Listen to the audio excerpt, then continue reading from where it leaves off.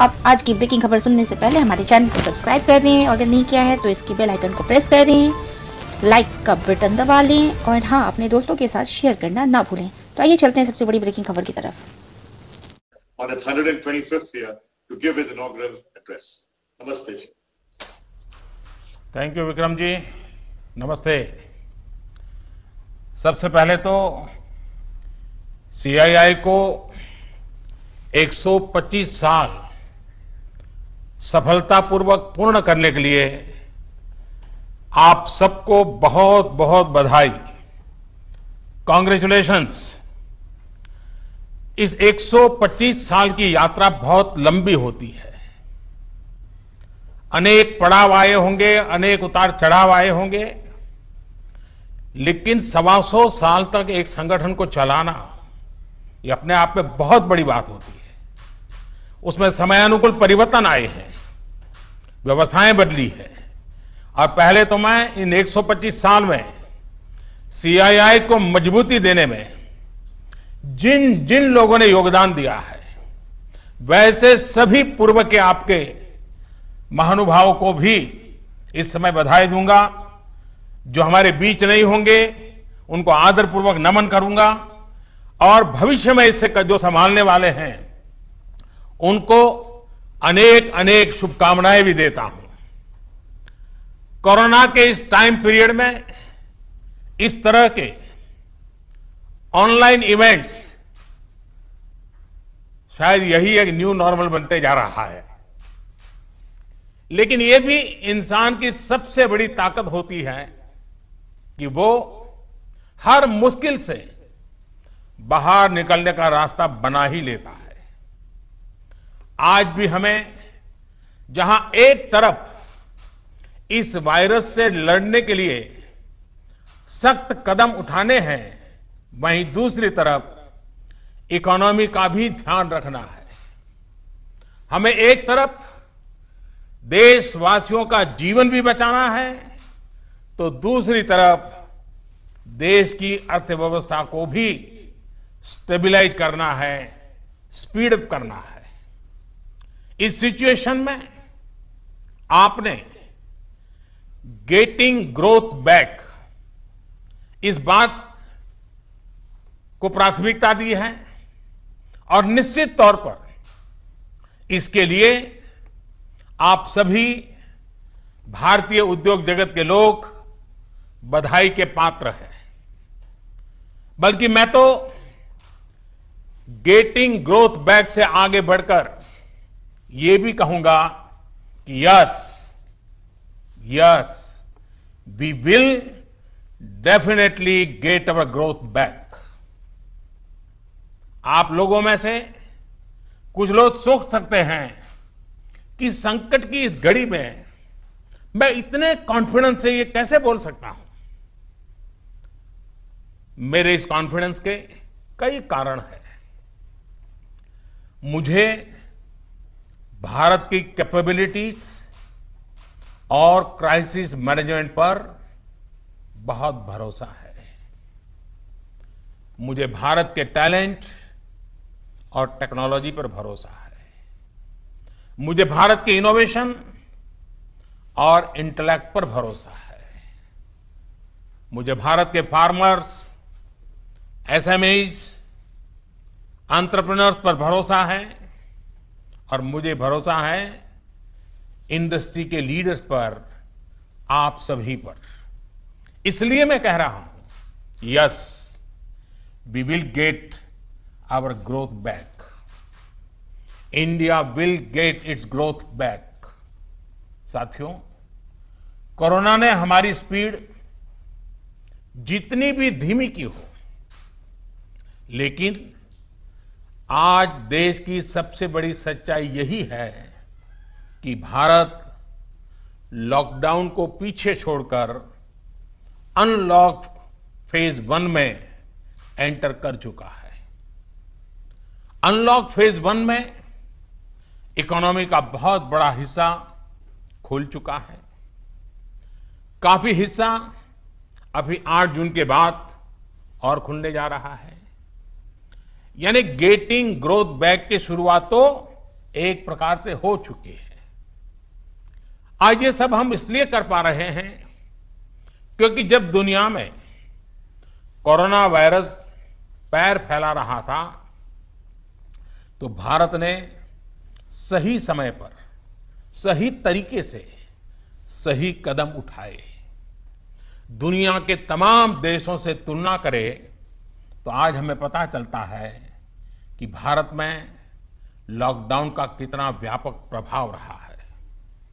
इस लॉकडाउन में भारत ने कोरोना से लड़ाई के लिए फिजिकल रिसोर्सेज को तैयार तो किया ही, हमने ह्यूमन रिसोर्स को भी बचाने का भरसक प्रयास किया है।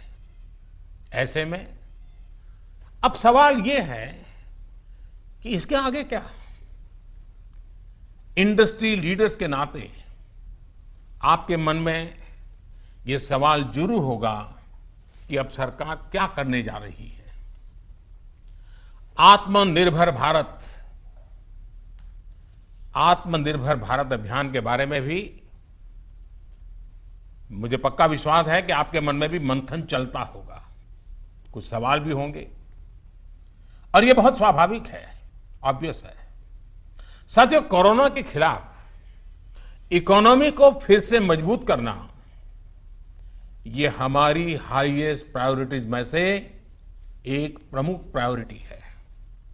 इसके लिए सरकार जो डिसीजंस अभी तुरंत लेने जरूरी है वो तो एक के बाद एक ले ही रही है, लेकिन साथ साथ में ऐसे भी फैसले लिए गए हैं जो लॉन्ग रन में देश की मदद करेंगे। साथियों, प्रधानमंत्री गरीब कल्याण योजना ने गरीबों को तुरंत लाभ देने में बहुत मदद की है। इस योजना के तहत करीब 74 करोड़ बेनिफिशियरीज उनके घर तक राशन पहुंचाया जा चुका है। प्रवासी श्रमिकों के लिए भी फ्री राशन पहुंचाया जा रहा है। इसके अलावा अभी तक गरीब परिवारों को 53,000 करोड़ रुपीस यानी 53,000 करोड़ रुपए से ज्यादा की फाइनेंशियल असिस्टेंस दी जा चुकी है। महिलाएं हो, दिव्यांग हो, बुजुर्ग हो, श्रमिक हो, हर किसी को इससे लाभ मिला है। लॉकडाउन के दौरान सरकार ने गरीबों को 8 करोड़ से ज्यादा गैस सिलेंडर उनके घर तक मुफ्त में पहुंचा दिया है। इतना ही नहीं, प्राइवेट सेक्टर्स के करीब 50 लाख एम्प्लॉइज के खाते में 24% ईपीएफ कंट्रीब्यूशन भी सरकार ने किया है। इनके खाते में करीब 800 करोड़ रुपए जमा कराए गए हैं। साथियों, भारत को फिर से तेज विकास के पथ पर लाने के लिए, आत्मनिर्भर भारत बनाने के लिए 5 बातें बहुत आवश्यक है। इंटेंट, इंक्लूजन, इन्वेस्टमेंट, इंफ्रास्ट्रक्चर और इनोवेशन। हाल में जो बोल्ड फैसले लिए गए हैं उसमें भी आपको इन सभी की झलक मिल जाएगी। इन फैसलों के साथ हमने तमाम सेक्टर्स को फ्यूचर रेडी किया है। इसी वजह से आज भारत एक नए ग्रोथ ओरिएंटेड फ्यूचर की दिशा में बड़ी उड़ान के लिए तैयार है। साथियों, हमारे लिए रिफॉर्म्स ये कोई रैंडम या स्कैटर्ड डिसीजन नहीं रहे हैं। हमारे लिए reforms systematic, plan, integrated, interconnected और फ्यूचरिस्टिक प्रोसेस है। हमारे लिए रिफॉर्म्स का मतलब है फैसले लेने का साहस करना और उन्हें लॉजिकल कंक्लूजन तक ले जाना। आईबीसी हो, बैंक मर्जर हो, जीएसटी हो, फेसलेस इनकम टैक्स असेसमेंट की व्यवस्था हो, हमने हमेशा व्यवस्थाओं में सरकार के दखल को कम करने, और मैंने तो लाल किले पर भी कहा था कि लोगों से, जिंदगी से सरकार को जितना हम कम कर सकते हैं हम करना चाहते हैं। प्राइवेट एंटरप्राइज के लिए एनकरेजिंग इकोसिस्टम खड़ा करने पर हम लगातार बल देते रहे हैं, कदम उठाते रहे हैं। इसी वजह से सरकार आज ऐसे पॉलिसी रिफॉर्म्स भी कर रही है जिनकी देश ने एक प्रकार से उम्मीद भी छोड़ दी थी। लोगों ने मान लिया था भाई ये तो हमारे देश में नहीं हो सकता है, ऐसी चीजें होने लगी हैं। अगर मैं एग्रीकल्चर सेक्टर की बात करूं तो हमारे यहां आजादी के बाद जो नियम कायदे बने उसमें किसानों को बिचौलियों के हाथों में छोड़ दिया गया था।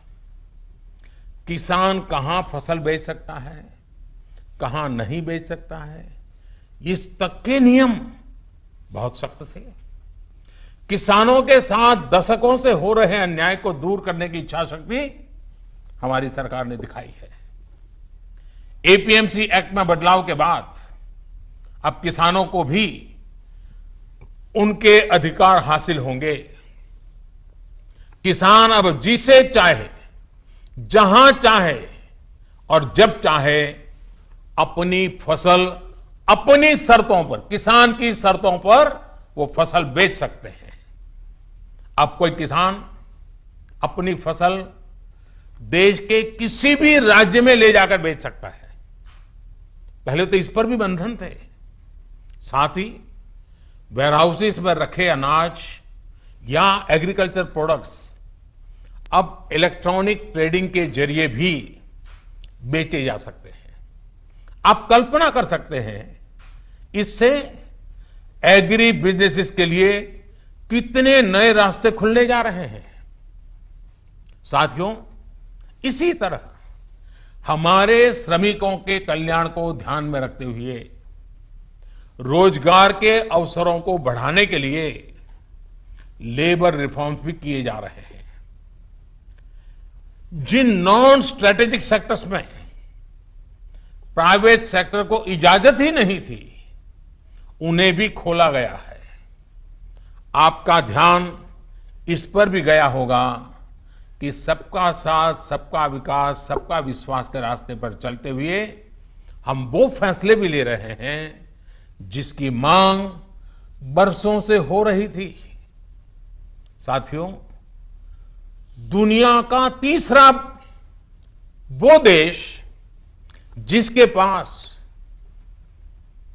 बहुत बड़ी मात्रा में कोयले का भंडार हो, कोल रिजर्व हो, जिसके पास आप जैसे साहसी और उद्यमी व्यापार जगत के लीडर्स हो, लेकिन फिर भी उस देश में बाहर से कोयला आए, कोल इंपोर्ट हो, तो उसका कारण क्या है?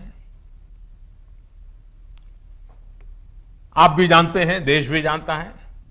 कभी सरकार रुकावट बनी रही, कभी नीतियां रुक